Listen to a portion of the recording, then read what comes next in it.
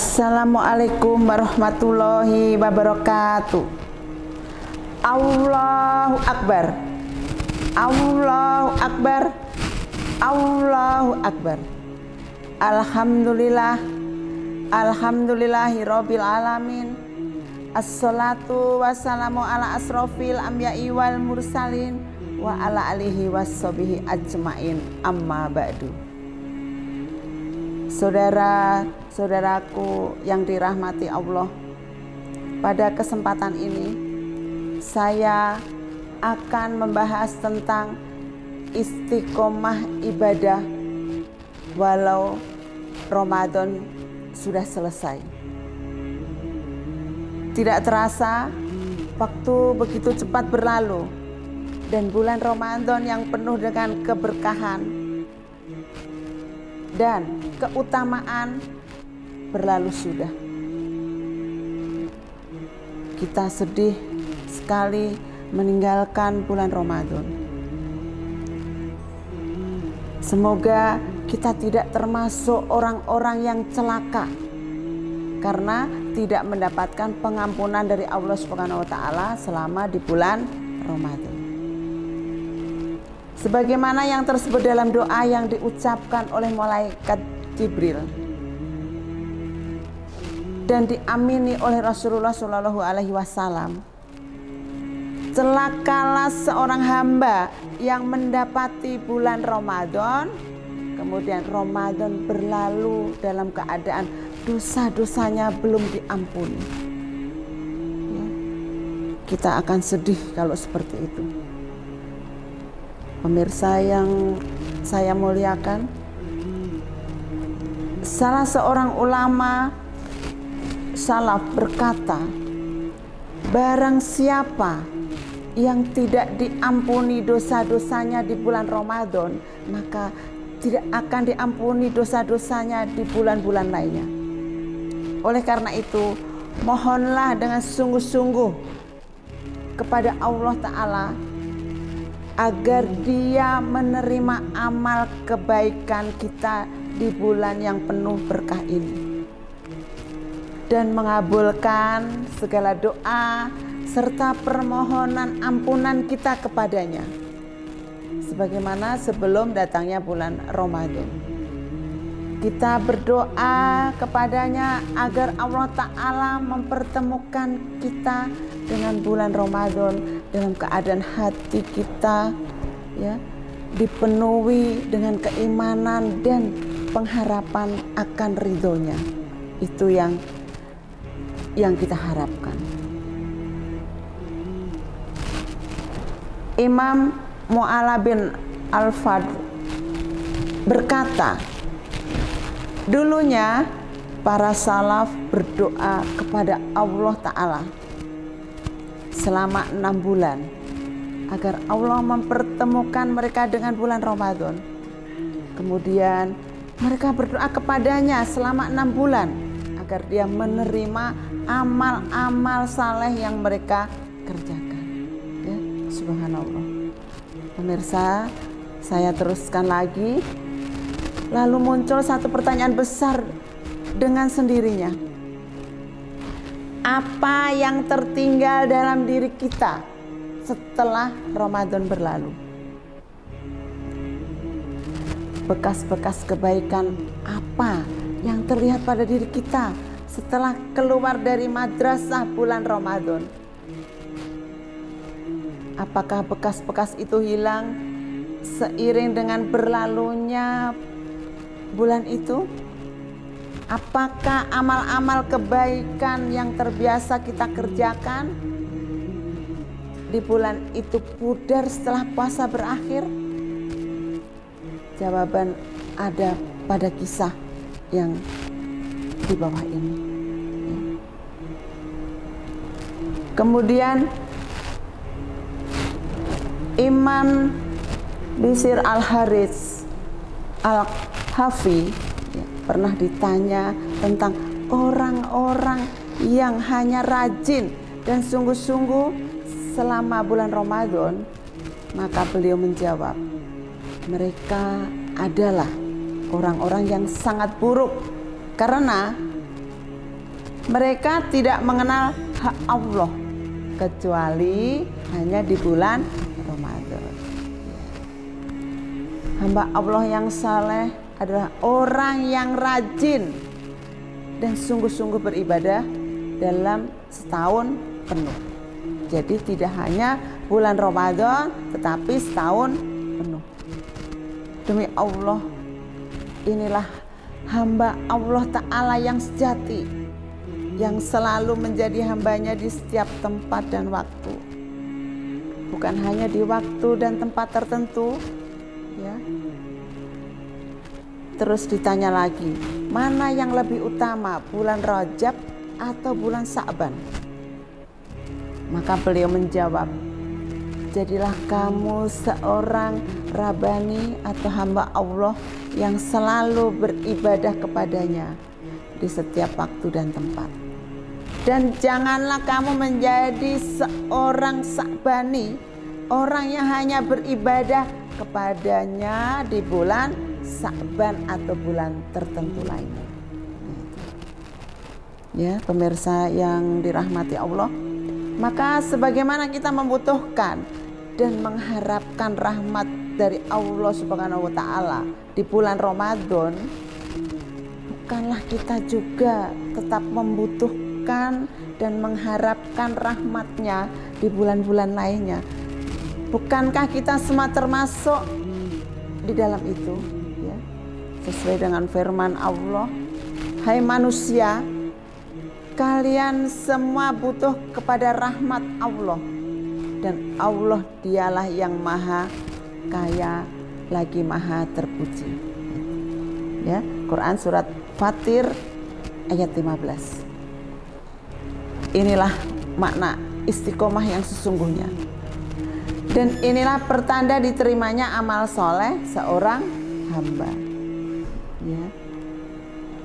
Saudara-saudaraku yang dicintai Allah, Imam Ibnu Rajab berkata, sesungguhnya Allah jika dia menerima amal kebaikan seorang hamba, maka dia akan memberi taufik kepada hambanya, ya, kepada hambanya tersebut untuk beramal saleh setelahnya.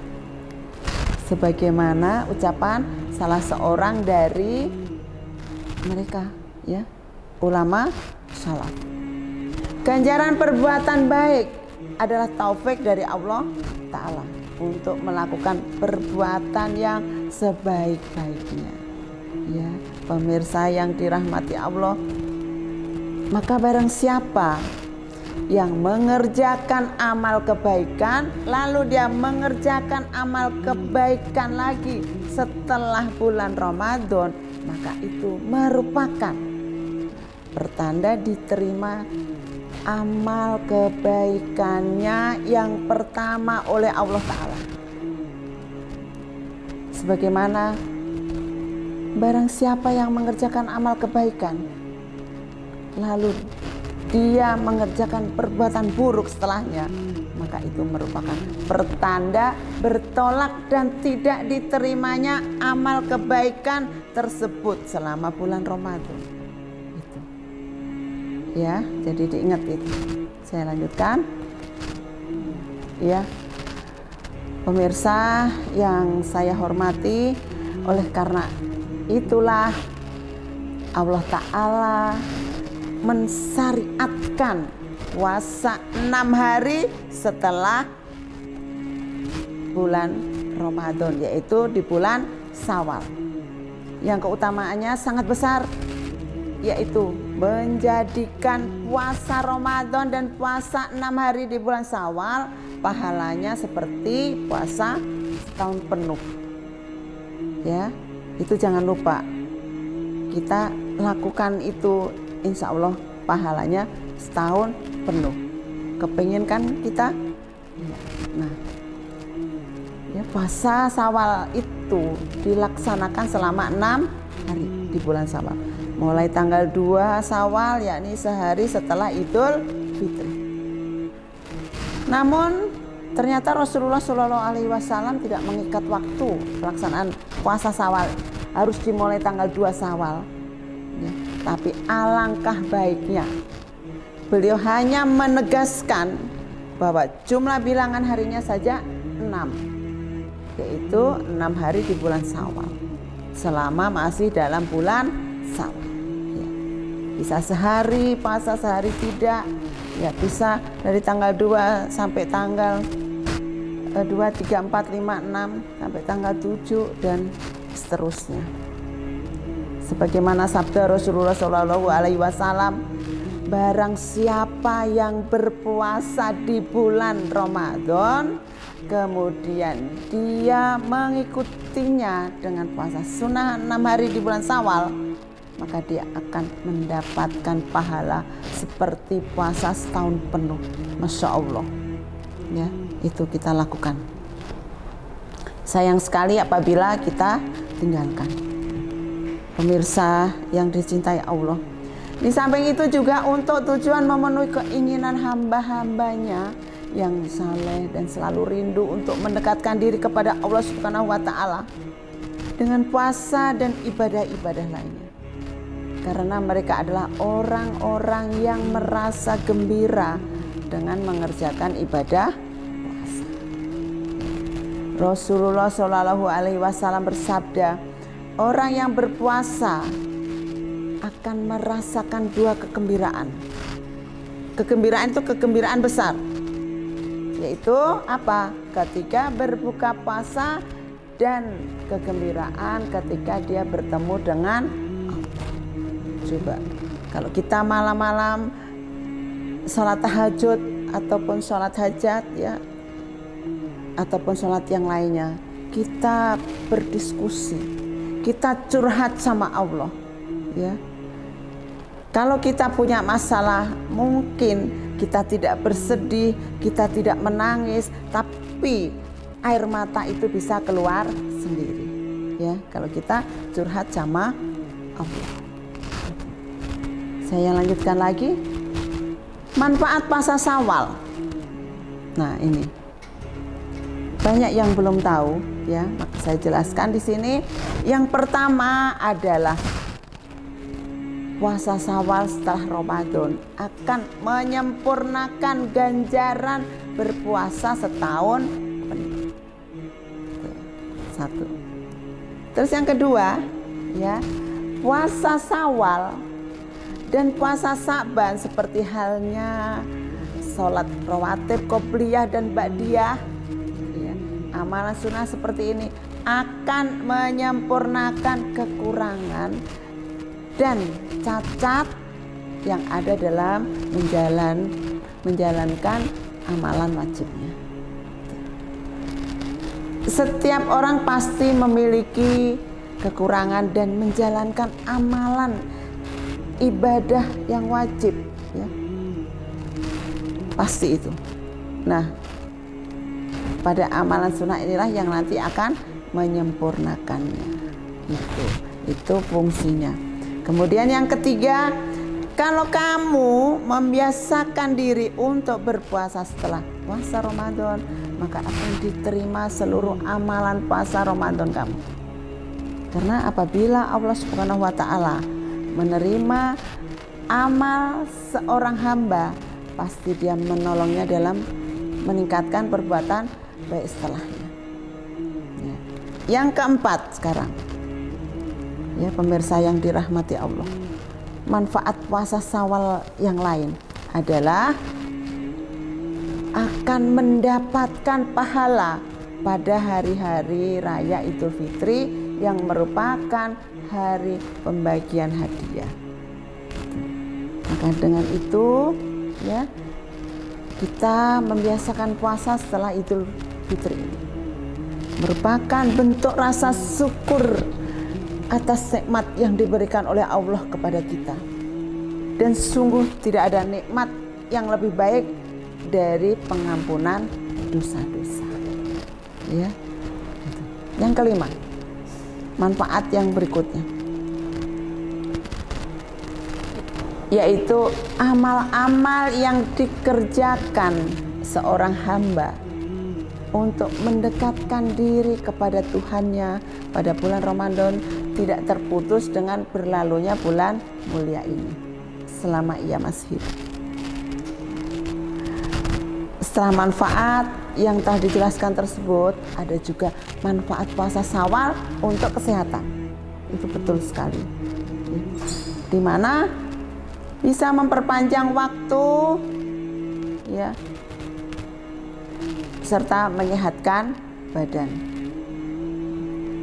Umumnya banyak orang yang tadinya telah menjaga kesehatan pencernaan selama puasa Ramadan, namun saat Idul Fitri tiba, ya, kamu kembali mengkonsumsi banyak makanan yang berlemak, makanan yang manis, ya, yang membuat kondisi pencernaan kamu kembali terganggu. Nah, disinilah pentingnya puasa Syawal bagi kesehatan. Saat kamu melakukan puasa Syawal, kamu akan kembali pada pola makan yang lebih sehat. Waktu istirahat bagi pencernaan kembali lebih lama seperti puasa Ramadan, sehingga menjadi lebih sehat, ya. Saya lanjutkan, pemirsa yang dirahmati Allah. Inilah makna istiqomah setelah bulan Ramadan. Inilah tanda diterimanya amal-amal kebaikan kita di bulan yang penuh berkah itu. Maka silahkan menilai diri kita sendiri. Apakah kita termasuk orang yang beruntung, ya, dan diterima amal kebaikan, atau malah sebaliknya? Allah Subhanahu wa Ta'ala berfirman dalam Quran surat Al-Hasr ayat 2, maka ambillah pelajaran dari semua ini, wahai orang-orang yang mempunyai akal sehat. Pemirsa yang dirahmati Allah, jadi bentuk amal kebaikan yang paling dicintai oleh Allah Subhanahu wa Ta'ala dan Rasul-Nya, ya, adalah amal yang dikerjakan terus-menerus meskipun sedikit. Rasulullah Shallallahu Alaihi Wasallam bersabda, amal yang paling dicintai Allah Ta'ala adalah amal yang paling terus-menerus dikerjakan meskipun sedikit. Nah, itu yang dicintai oleh Allah, ya kan? Seperti kita saja, penghasilan kita walaupun sedikit tapi terus-menerus, ya, kita akan lebih senang daripada hanya sekali tapi setelah itu tidak ada lagi, ya, itu. Demikianlah saudara-saudara, meskipun Ramadan telah berlalu, tetapi amal ibadah kita jangan sampai terputus, ya. Semoga yang saya sampaikan ini dapat bermanfaat bagi saudara-saudaraku. Mohon maaf apabila ada kesalahan dalam penyampaian. Mari kita tutup dengan bacaan hamdalah. Alhamdulillahirabbil alamin. Ya. Akhirul kalam. Wassalamualaikum warahmatullahi wabarakatuh.